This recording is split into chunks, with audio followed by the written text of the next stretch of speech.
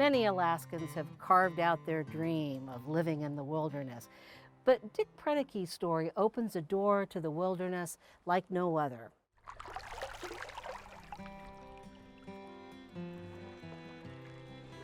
It's not Dick's cabin that's the most important thing out here. It's Dick's cabin in the wilderness.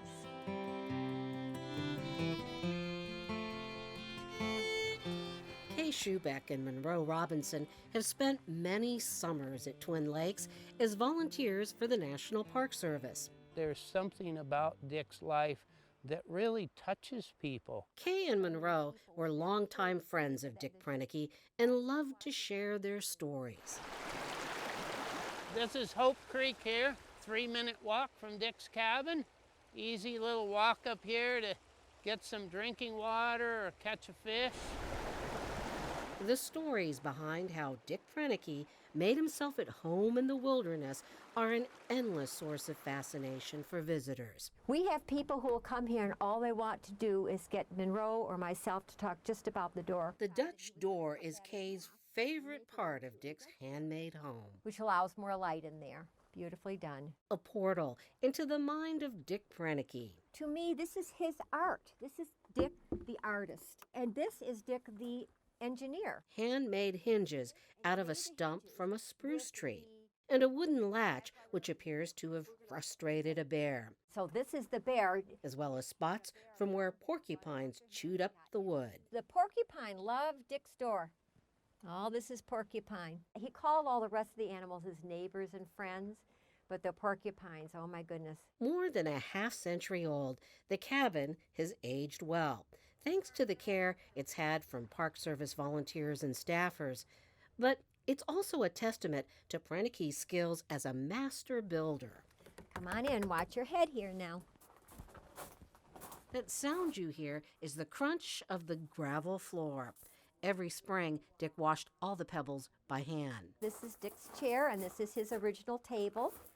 And this is the beautiful view that Dick looked at for 31 years. But he was often gone for the day on hikes. And he would put this little sign that says, "Here today" on it. And then look at all the holes in that. Wow, he hiked in a lot of places. He hiked a lot of places, and many places very far from here. Dick racked up 3,000 miles a year on foot, about the same distance from east to west across the lower 48. Good grief, this is completely smooth.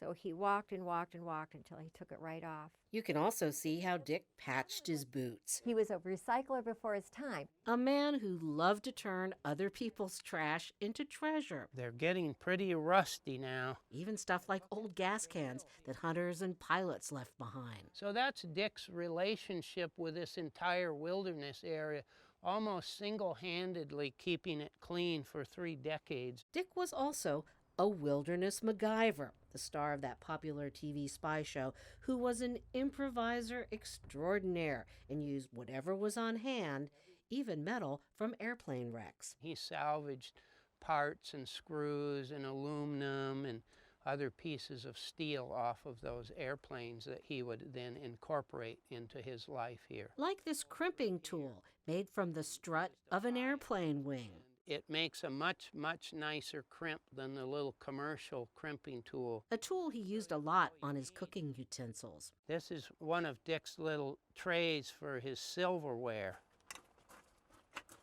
Also cut from a metal gas can. The action is crimp and bend. Crimp and bend. It takes some pressure to bend. Monroe has studied all of Proenneke's homemade household goods, an ingenuity he didn't fully appreciate until he tried to make replicas. Dick actually made this as a 3-legged stool, and then it was a little unstable with 3 legs. Monroe even takes care to preserve the flaws in Dick's work. And so this 3rd leg is still here even in the replica. This is a replica of a chair that John Denver and Margaret Murray sat in. So what about the next generation?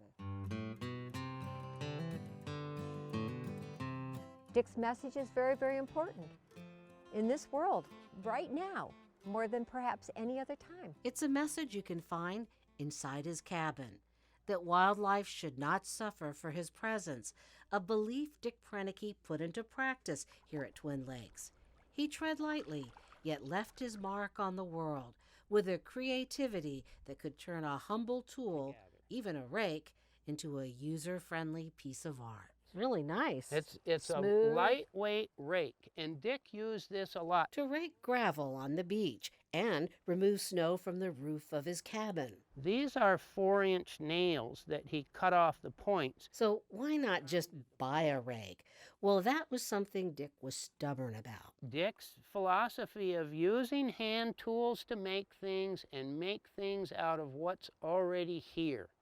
He didn't want to import materials from Anchorage even to make things. He would pick up anything. He just was a tidy-up kind of guy. And definitely detail-oriented, maybe even a little eccentric. And you have to rake it a certain way. You have to rake it from here up. But Dick had his reasons. He read the gravel like a book. He wanted to know what animals came by. He wanted to know if people came in, if a different plane came in or a boat came in. But he really just liked it looking neat. It's a lot of work. You get strong muscles. And he had plenty of strong muscles.